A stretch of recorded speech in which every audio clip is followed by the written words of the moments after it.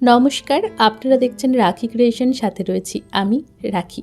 রাখি ক্রিয়েশনের আরও একটি নতুন রেসিপি ভিডিওতে আপনাদের স্বাগত।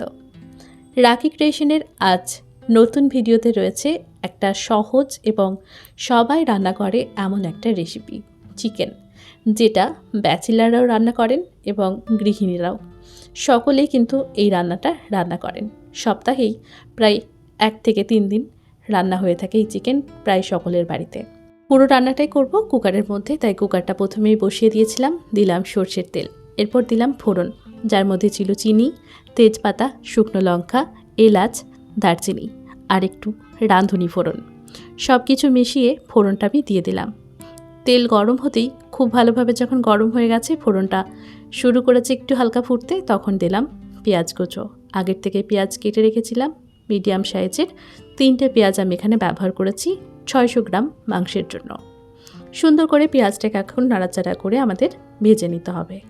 কিছুক্ষণ নাড়াচাড়া করে ভাজতে ভাজতেই দেখা যাবে একটু পর পেঁয়াজটা একটু লালচে কালার ধরেছে। এখন দেখুন ঠিক লালচে হয়ে গেছে পেঁয়াজগুলো, এর থেকে বেশি ভাজার কোনো প্রয়োজন নেই। এরপর দিয়ে দিচ্ছি আদা রসুন বাটা।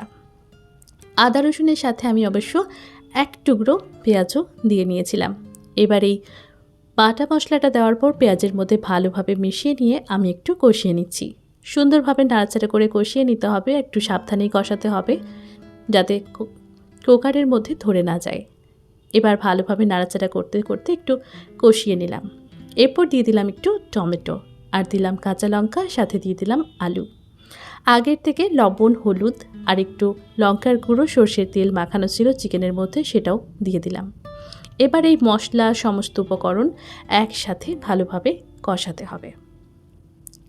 আমার চিকেনটা আগের দিন রাত্রিবেলা ম্যারিনেট করা ছিল লবণ, হলুদ, লঙ্কা, সর্ষের তেল দিয়ে, তাই ফ্রিজে রাখা ছিল। এখন সেই চিকেন থেকে কিন্তু বেশ অনেকটা পরিমাণেই জল ছাড়বে, তাই কথা মাথায় রাখতে হবে, জলটা কিন্তু বুঝে ব্যবহার করবেন।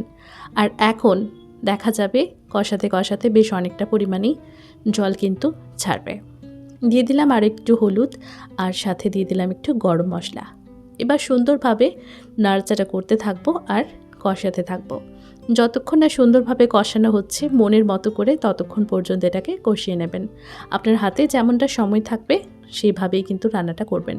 এই রান্নাটা যেভাবেই করুন না কেন টেস্টি আপনার হতে বাধ্য। কেন কি জানি, হয়তো কুকার তাই। আমার কাছে তো এই রান্নাটা সব থেকে ভালো লাগে। পরিমাণ বুঝে লবণ আর একটু লঙ্কার গুঁড়ো অ্যাড করে নিলাম, যাতে স্বাদটা ঠিকঠাক হয়ে যায়। আপনি কিন্তু অবশ্যই এভাবে ব্যবহার করার আগে একটু চেক করে নিতে পারেন।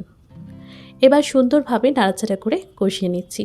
চাইলে কড়াইয়ে কষিয়ে তারপর কুকারের মধ্যে আমি দিতেই পারতাম, তবে এক্সট্রা বাসন যাতে না হয় সেদিকেও তো খেয়াল রাখতে হবে আমাদের, তাই না?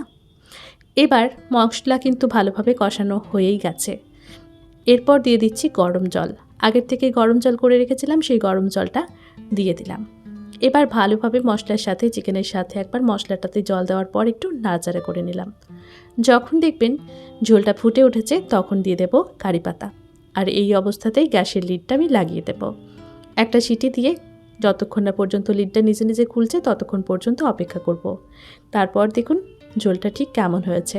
একদম পাতলা একটা ঝোল তৈরি করেছিলাম। আপনারা চাইলে জলটা পরিমাণ বুঝে ব্যবহার করতে পারেন, আপনার ঠিক যেমনটা লাগবে তেমনটা।